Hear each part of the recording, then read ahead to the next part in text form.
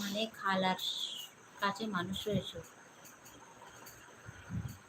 সেই 3 বছর হলো। 3 বছর ধরে ছেলে চলে গেছে, তাই আমি কিন্তু বছর ধরে নিজে রান্না করি।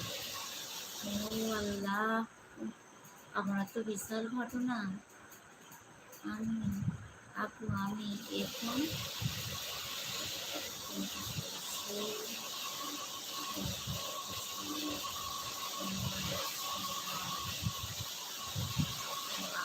আমি একা, খালার কাছে মানুষ, বাবা অনেক ঘটনা।